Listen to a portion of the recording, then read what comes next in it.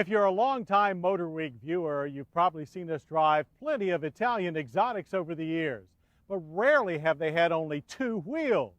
But what Italian motorcycles may lack in quantity, they more than make up for in performance quality. Well, the latest brand from pasta land to fire up American biker taste is Aprilia. But unlike some Italian car builders, Aprilia offers buyers much more than high speed and a high price.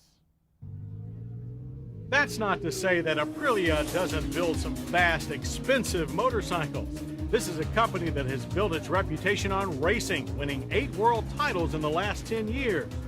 But unlike some home country competitors, which concentrate on the high-performance sport bike class, Aprilia manufactures an extremely varied lineup of two-wheeled machinery, all of which were on display when we attended the recent Formula USA Pocono Cycle Fest at Pennsylvania's Pocono International Raceway. And what a display it was!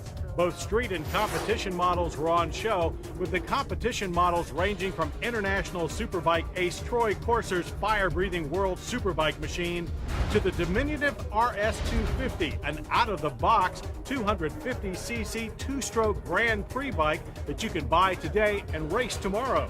And Aprilia even gives you a place to race it.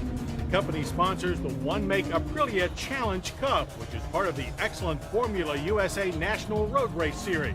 But the real variety is in Aprilia's lineup of street machines, which range from the 1000cc V-twin adrenaline pumps like the RSV Mille to stylish little scooters for commuters like the 50cc Scarabeo. And between these extremes are dual sport single-cylinder bikes like the Pegaso 650 and long-haul touring bikes like the RST 1000 Futura, many of which were available for test rides by anyone with a valid motorcycle license. That alone made it worth attending this Formula USA event. But there was racing too, darn good racing, and a good weekend for Aprilia's fledgling superbike project, with rider Mike Himmelsbach scoring a win in the Unlimited Grand Prix class. Himmelsbach and fellow Aprilia pilot Aaron Clark followed up with a 3rd and 4th in the Unlimited Superbike race. Aaron Clark was also kind enough to demonstrate the performance difference between the street and race versions of the RSV Mille. Of course, in his expert hands, they both looked very fast.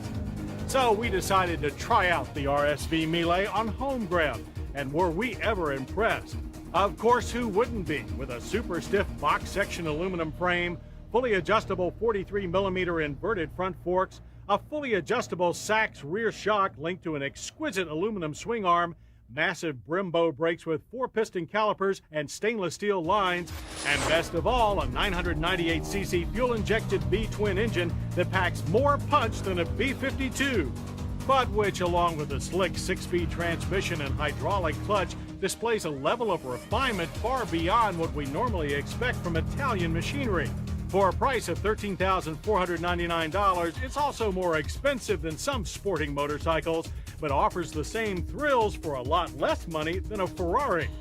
But if it's pure fun that you want, few motorcycles can equal Aprilia's RS50.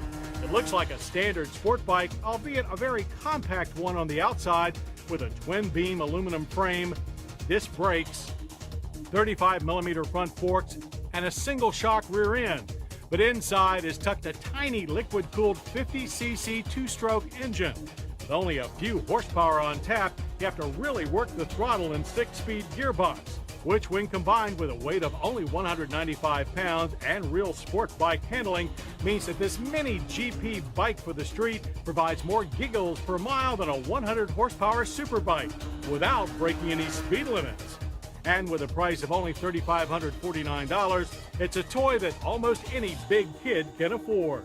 So if you've always fancied Italian machinery but thought that your choices were limited, Aprilia has changed all that, with a lineup of stylish, exciting street bikes and scooters that offer something for almost every kind of rider, and don't require you to spend an arm and a leg just for the privilege of saying it's Italian.